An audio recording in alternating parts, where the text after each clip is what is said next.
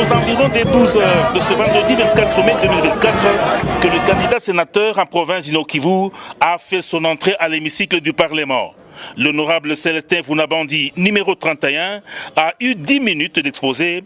D'abord son parcours, avant de chuter sur les pourquoi de sa candidature, le seul sénateur parmi les 4 de la dernière législature de 2018 qui revient avec un bilan présentable. Honorable membre du bureau, honorable député provinciaux, chers frères et sœurs, je me présente devant votre auguste assemblée comme candidat sénateur. Très humblement, il s'agit pour moi de solliciter votre suffrage pour continuer de représenter notre province au Sénat de la République démocratique du Congo. En effet, je suis le seul sénateur élu de la législature 2019-2023 ayant décidé de me représenter comme candidat sénateur pour la nouvelle législature. Pour ceux qui ne me connaissent pas, je m'appelle Vunabandi Kanyambigo Célestin. Je suis originaire du territoire de Rutshuru, plus précisément du département de Jomba, dans la communauté de Boucha, et je suis l'un des notables parmi ceux qui comptent la province du Nord-Kivu. Plusieurs fois membre du gouvernement de la République, j'ai assumé les fonctions de ministre de l'économie nationale de 2003 à 2004 et du portefeuille de 2004 à 2006 pendant le gouvernement de transition, gouvernement comme vous le savez, qui a vécu de 2003 à 2006. À l'issue des élections de 2011, et au regard de mon expertise et de mon expérience antérieure, j'ai été appelé aux fonctions de ministre du Plan dans le gouvernement du Premier ministre Matata Ponyo, fonction que j'ai assumée d'avril 2012 à octobre 2014. Je suis député national honoraire, élu de la circonscription de Rutshuru en 2006 et réélu en 2011 dans la même circonscription. Titulaire de licence en sciences économiques appliquées de l'Université de Kinshasa et diplômé de l'École nationale des finances et du Centre de perfectionnement et de développement à Kinshasa, je suis un ancien inspecteur et directeur des impôts au Nord-Kivu, fonction que j'ai exercée à ma désignation en 2003 comme ministre au sein du gouvernement de transition. De 1993 à 2003, j'ai également presté comme assistant chargé de cours de fiscalité et des finances publiques à l'Institut supérieur du commerce de Goma, à l'Université libre de Pays de Granada et à l'Université de Goma.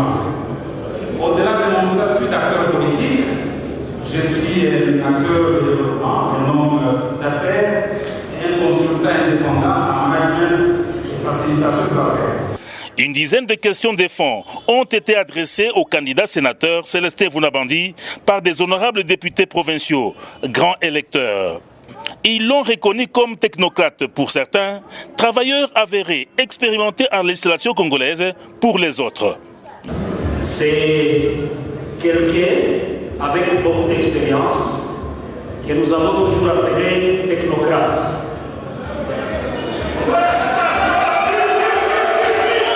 Des questions de non-paiement, des émoluments et arriérés de frais de fonctionnement de l'Assemblée provinciale du Nord-Kivu, la rétrocession de 40% de recettes en province du Nord-Kivu, ainsi que d'autres, ont trouvé des réponses claires dans la réplique de Célestin Vunabandi.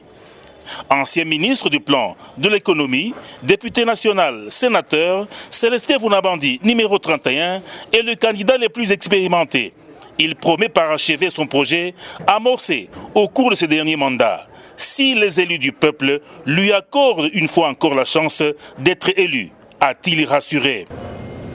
Honorable, si j'ai décidé de solliciter le renouvellement de mon mandat, c'est parce que j'estime qu'il y a un travail que j'ai réalisé, et je vais, le moment venu, encore revenir sur la question du bilan, que c'est un travail important qui doit être parachevé si jamais j'ai la possibilité de continuer. Mais je voudrais vous donner quelques éléments précis, par exemple. 1. J'ai parlé de cette fameuse loi sur la stabilité et le développement des milieux ruraux. C'est une loi très importante qui a déjà été présentée au niveau du Sénat, qui a été jugée recevable et qui devrait aller jusqu'au bout pour qu'elle puisse réellement servir ce pays, parce que comme quelqu'un l'a dit, les milieux ruraux aujourd'hui sont dans un abandon total. Une loi comme celle-là aura l'avantage et le mérite, n'est-ce pas, de donner des cadres juridiques qui vont permettre de réactiver nos milieux ruraux. Un deuxième exemple, c'est les fonds de péréquation. Lorsque nous sommes arrivés au Sénat, et particulièrement à l'époque du Sénat, nous avons exigé que les fonds de péréquation destinés aux assemblées, ou plutôt aux provinces, soient inscrits dans les budgets de l'État, dans la loi des finances. Et cela a été fait. Toutes les années, il y a des montants, par exemple pour les Nord Kivu, les montants de fonds de péréquation représentent autour de 5,3% de l'ensemble des recettes à répartir. Mais c'est des fonds malheureusement qui toutes les années sont restés inscrits au budget de l'État, mais qui n'ont pas été décaissés. Je pense que le combat que nous avons commencé, qui a permis à ce que désormais ce fonds soit inscrit au budget de l'État, il faut le poursuivre. Il faut arriver à un niveau où ces fonds doivent être décaissés au profit des provinces. La question par exemple, la question de la rétrocession de 40%.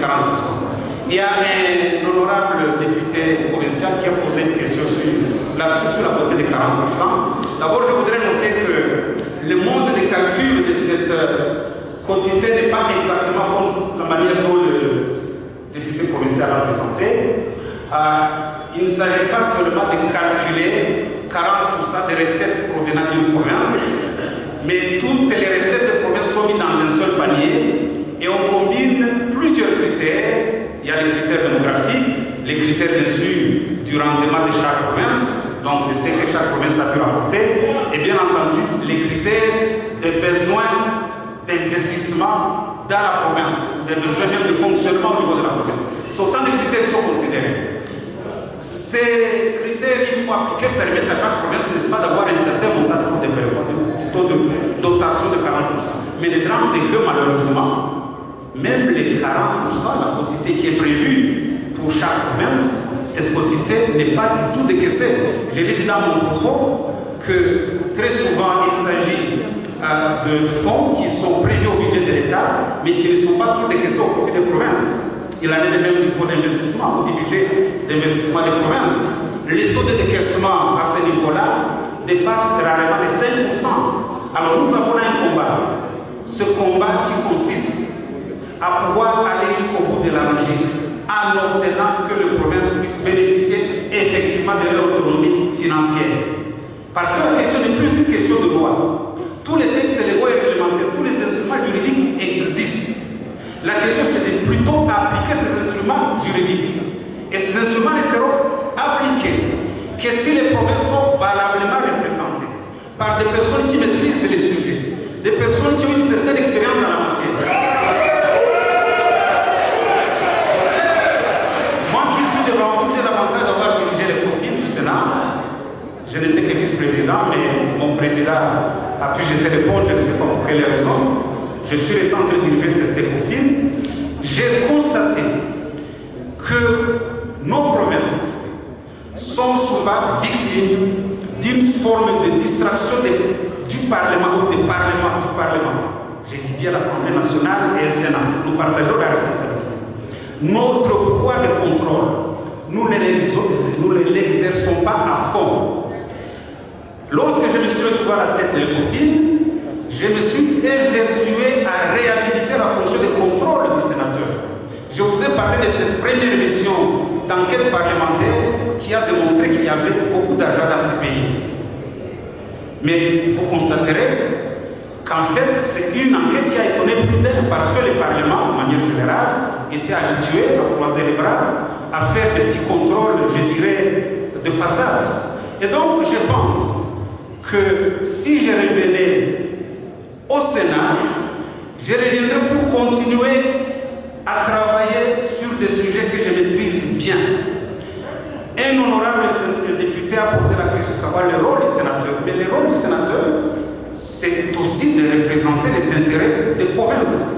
Maintenant que les intérêts des provinces, de nos provinces, sont suffisamment bien assimilés par moi qui suis là, qui vient d'être là depuis 5 ans, les choses seront davantage plus faciles pour moi, n'est-ce pas, d'aller plaider davantage encore pour nos provinces. À la question de la fin de l'état de siège, Célestin Vounabandi, numéro 31, n'est pas allé par 4 chemins. Il a dit devant témoins.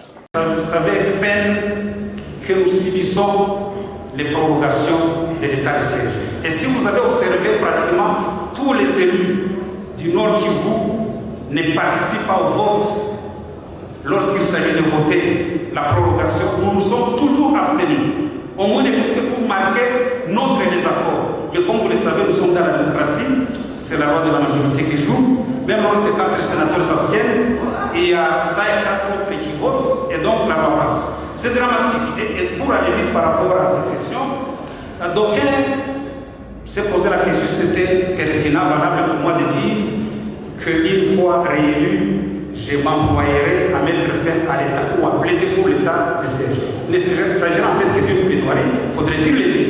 Nous devons nous battre pour que cet état de siège qui n'a pas produit de résultats puisse s'arrêter. Mais j'ai dit dans mon exposé qu'à tous les moins, si on ne peut pas mettre fin à l'état de siège, il faudrait alors qu'on laisse les organes délibérants fonctionner normalement. Il n'est pas normal qu'on ait organisé des élections au Nord Kivu pour rien. On n'a pas organisé des élections pour que vous puissiez seulement vous retrouver dans cette salle pour voter les sénateurs. Vous avez été élus pour que vous puissiez valablement représenter la province. Et donc, si on ne peut pas obtenir la fin de l'état de siège, il faut alors se battre pour que les organes délibérants, l'Assemblée provinciale et tous les autres assemblées de niveau inférieur puissent fonctionner. Et comme je l'ai dit, honorable député Provinciaux, cette question, personnellement, j'ai déjà interpellé le ministre de l'Intérieur sur cette question.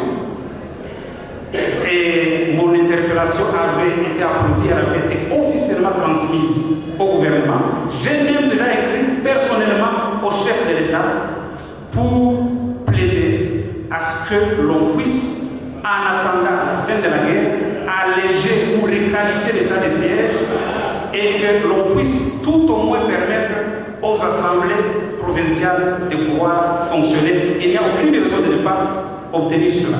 C'est ce dimanche 26 mai 2024 que les élections sénatoriales devront se tenir à Goma. Si parmi les 4 élus sénateurs, Célestin Vounabandi, le numéro 31, sera honoré par les grands électeurs, les délégués à la haute chambre du Parlement auront à être coachés par leurs collègues, car vice-président de la commission ECOFIN, l'expérience est là. Une fierté à ne pas rater en faveur de la province du Nord Kivu.